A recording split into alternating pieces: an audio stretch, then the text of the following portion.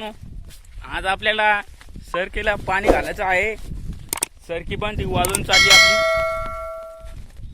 तुम्ही जर माझ्या चॅनलवर नवीन असाल तर सबस्क्राईब करून घ्या आणि बेल आयकॉन नक्की दाबा, कारण की जेणेकरून मी जेही काम करीन, जेही व्हिडिओ बनेन त्याचा नोटिफिकेशन सगळ्यात पहिले तुमच्यापर्यंत आली पाहिजे. चला तर मग आता आपण चाललो आहोत आपल्या विहिरीकडे.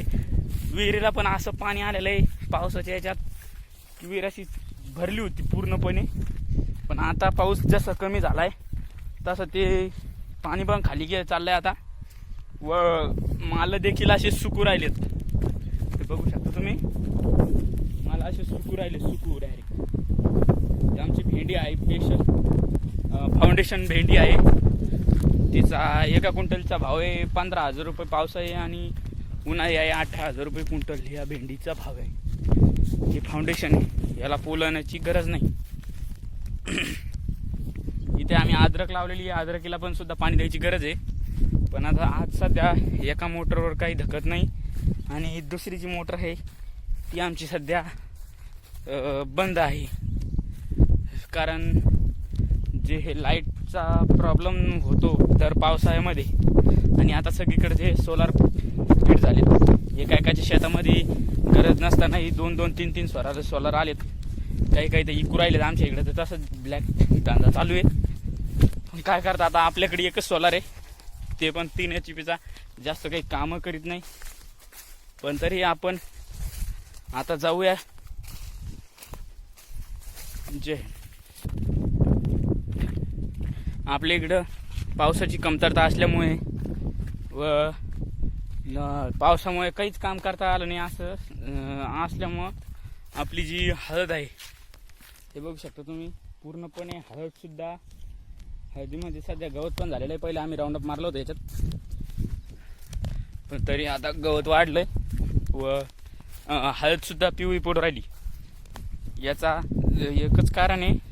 आणि हळदींदा जमली पण नाही, याचं फक्त एकच कारण आहे की हा अति पाऊस आणि पुन्हा खालून जी आळ्या गिळ्याची जी मर लागती आपल्या जमिनीला, जी जमिनीमध्ये जी आळ्या गिळ्या, काही हुमणी आली बघा, पुन्हा परत दुसरे काही कीटक जे असतात त्यांच्यामुळे जी आपल्या धानाला म्हणजेच मालाला जी हानी होती, त्या हानीमुळेच हे सर्व प्रकार आपल्याला दिसून येतात.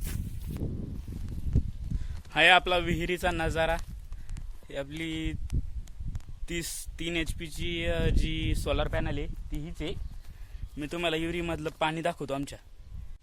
हे बघा, सध्या आमच्या एरियाला खूप पाणी येईल आणि आता साधारणतः फक्त 12 फाडी कमी पाणी आहे. जमिनीच्या खाली नाही म्हणता येणार, पण जमिनीच्या जी लेवल असती त्याच्यापेक्षा फक्त 3 फाडी वरती आहे. आणि त्या 3 फाडीच्या वरती आपण जो हेरिटेज एरिया काढलेला असतो त्याच्यावरून म्हणजे 12 फाडी एवढी खाली आपली खोल लेअर सध्या पाण्यानं पूर्ण भरिले.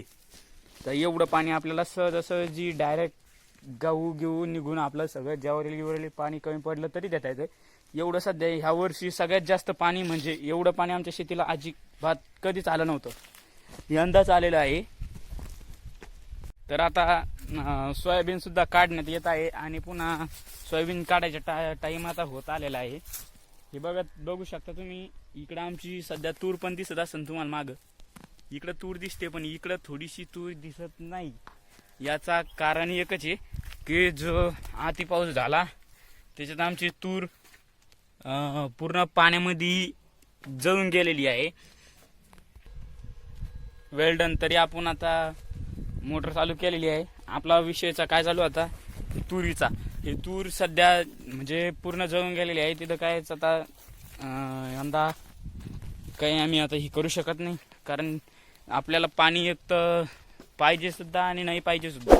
जेव्हा पाणी लागत होता तेव्हा का आता लागतोय तर आला नाही, आणि जेव्हा लागत नव्हता तेव्हा असा आला की बंदी तूर घेऊन गेला. असं आहे ते. तर म्हणजे मीच नाही तर सगळेच लोक ह्याला कदरलेले आहे, निसर्गाला बी. आणि तुम्ही बघू शकता तुमच्या इकडे आमच्या काही काही सोयाबीनी लगभग एक ईत सुद्धा वाढली नाही. एक ईत एवढी जी ईत असती एका एका इताच्या पण खाली छोट छोटा झाडं आहे. हे बघू शकता तुम्ही. तर हे असं याच्यामुळेच होत आहे, पावसामुळं पाण्यामुळं. आणि पुन्हा जी फवारणी आपण घेतो ती फवारणी घेऊन सुद्धा काही फायदा होत नाही. सकाळी फवारा आणतो लगेच दुपारी पाऊस येतो. असं झाल्यामुळे ती फवारणी मातीत जाती. असं हाल आहे शेतकऱ्याचे सध्या. मी आता आमच्या शिडामध्ये येऊन उभा राहिलेलो आहे. हे बघू शकता तुम्ही माझ्या मागे शिड आहे पूर्ण सरकीचं बोचकऱ्याचं शिड आहे. याची बी सध्या माहिती काय अजून मनासारखी काही हे झालेली नाही. अजून काही एवढं बरात नाही आलेलं. याचं पण कारण एक आहे की पाऊस जर मेंटेनमध्ये असतं त्याची लागवड लवकर झाली असती तर याला सध्या हे बरात असतं. म्हणजे सगळ्यात मेन आहे आपल्याला पाऊस कमी पण पाहिजे आणि जास्त पण पाहिजे. हे प्रत्येक शेतकऱ्याला असं वाटतंय. पण आणि काहीला चांगलं झालं असं माल त्यांना पण शुभेच्छा आहे. पण आमचं जे आता नुकसान होत आहे आमचं पुढं काही म्हणजे सरके छोटाली आहे. काहीला बोंड लागत नाही, काहीचे पाते घेऊन चाललेत, पाणी द्यायला हे नाही. तर मला असं म्हणणं आहे की एखाद्या शेतकऱ्याच्या शेतात जर डीपी असली कोणाच्या शेतामध्ये तर त्या शेतकऱ्याच्या शेतात जर डीपी असली व ही डीपी सामायिक असली, कोणाला गरज असू किंवा नसू, ह्या शेतीला पाणी देण्यासाठी ज्याला गरज आहे त्यानं तिथे येऊ नये. म्हणजे कारण तुम्ही पहिले याच्यावर भागून घेतलेला आहे, स्वतःच्या जमिनी याच्यावरच पेरून घेतलेलं आहे. तुम्ही ह्या डीपीच्या भरोश्यावर घेतलेले, तुम्ही गव्हाला यायच्या ह्याच भरोश्यावर पाणी दिलं होतं आणि तेच गहू आता तुम्ही खाताय. तर मग एकच म्हणणं आहे की जर तुम्ही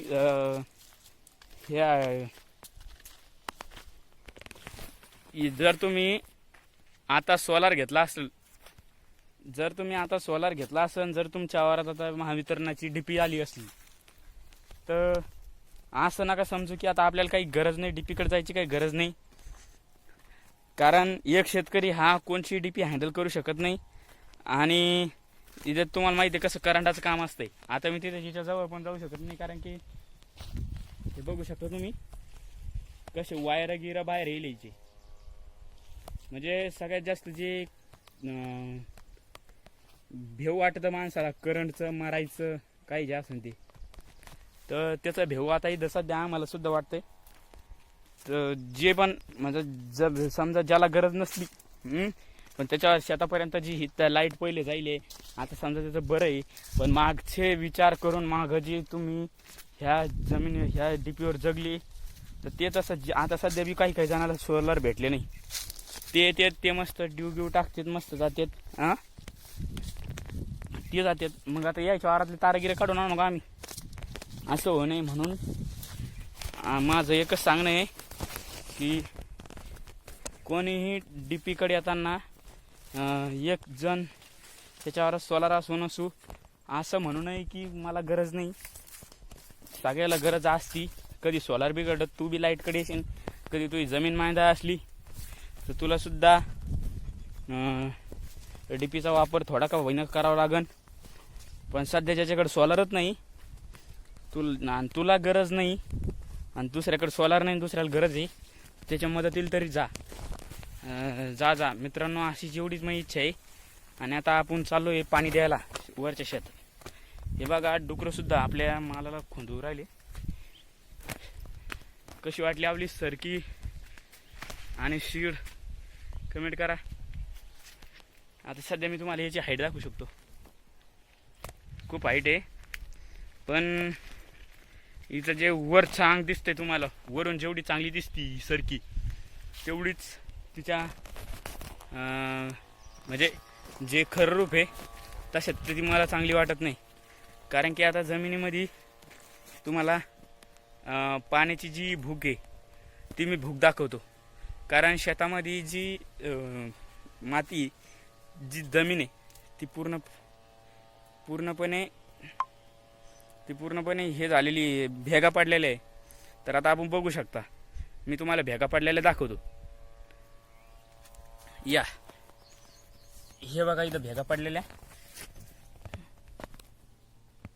या बघा अशा भेगा पडल्यात ह्या पूर्णपणे. आणि ह्या रानात आता पाण्याची सक्त गरज आहे, सक्त. ही जे रूप दिसतंय ह्या त्या सारखीच्या रूपाला आता पाण्याची गरज आहे. आणि 3 HP सोलार हे काहीच करू शकत नाही. त्याच्यामुळं आता आम्हाला एक तर डीपी ठीक करणे, डीपीमध्ये जाऊन ड्यू टाकणे, नाही तर मग तिकडे जाऊन काहीतरी कुटाणी करणे. आणि ते काही टाकायला माझे पप्पा काही धड धाकते नाही, आणि मला काही एवढं इंटेलिजंट ज्ञान नाही. मग कसं आहे, चाललं योगा, घोडं दूध देतं असं चालू आहे आता सध्या. तर माझा व्हिडिओ कसा वाटला कमेंट करा, लाईक करा, शेअर करा, सबस्क्राईब करा. आणि तुमच्या मित्रांना देखील शेअर करा आणि त्यांनाही सबस्क्राईब करायला सांगा. जय हिंद, जय भारत, जय जवान, जय किसान.